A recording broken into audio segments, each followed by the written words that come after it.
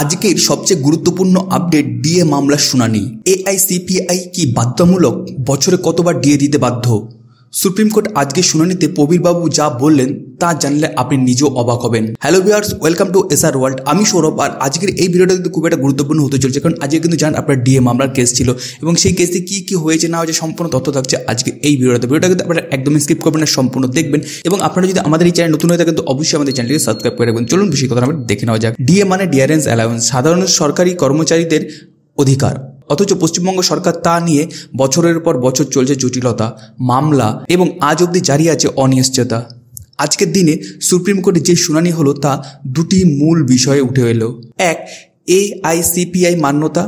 দুই, বছরে কতবার ডিএ দেওয়া উচিত অর্থাৎ ফ্রিকোয়েন্সি। প্রবীরবাবু জানালেন, মামলাকারী দেবপ্রসাদ হালদার আরটিআইয়ের মাধ্যমে প্রমাণ পেয়েছে বঙ্গভবনের কর্মচারীরা কেন্দ্রীয় হারে ডিএ পাচ্ছেন এবং সেই ভিত্তিতে মামলার একেবারেই গোড়াতে আঘাত করা হয়েছে।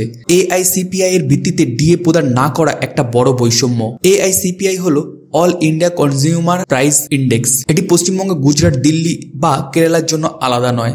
100% নিউট্রালাইজেশন নিয়ম মেনে এআইসিপিআই অনুসরণ করতে হবে, আর এটা সুপ্রিম কোর্টে স্পষ্টভাবে ব্যাখ্যা করেছেন প্রবীরবাবু। বিচারপতিরা প্রশ্ন করেছিলেন বছরে কতবার ডিএ দেওয়া উচিত। গোপাল সুবক্ষণাম, করুণানিধি ম্যাডাম ও পটোয়ালিয়া স্যারের বক্তব্য স্পষ্ট, যেভাবে কেন্দ্র দেয় সেভাবেই বছরে দুবার, মানে জানুয়ারি ও জুলাইতে দিতে হবে। প্রবীরবাবু জানান, রাজ্য সরকার আইনজীবী অপূর্ব লাল বসু নিজেই ট্রাইব্যুনালে স্বীকার করেছেন যে এআইসিপিআই অনুযায়ী কেন্দ্রীয় হারে ডিএ দেওয়া হয় এবং এই বক্তব্যের বিরুদ্ধে কোনো আপিল না হয় এটা ফাইনাল ফ্যাক্ট। ট্রাইব্যুনাল ও হাইকোর্ট উভয়ই বলেছেন রাজ্য সরকার নিজস্ব নর্মাস অ্যান্ড প্রিন্সিপাল ছিল না, তাদের নির্দেশ কেন্দ্রের মতো নিয়ম তৈরি করে প্রতি 6 মাস অন্তর ডিএ দেওয়া। বিচারপতি জানতে চাইলেন 27 মাস ও 48 মাসের ডিএ কেন বকেয়া, এটি ব্যবসার মতো নিজেদের কাছে টাকা রেখে দেওয়া। এর উত্তরে প্রবীরবাবু বলেন, এটা স্পষ্ট অবিচার এবং এর বড় ধরনের দুর্নীতি। প্রবীরবাবুর মতে আজকের শুনানির ধারা দেখে এটা বলা যায় কর্মচারীদের পক্ষেই রায় আসার সম্ভাবনা প্রবল, আর রাজ্য যদি শেষ পর্যন্ত হেরেও যায় তবে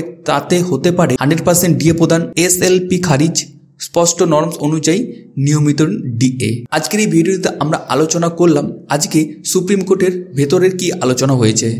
এই রায়ের প্রভাব পড়বে লক্ষ লক্ষ কর্মচারীর জীবনে।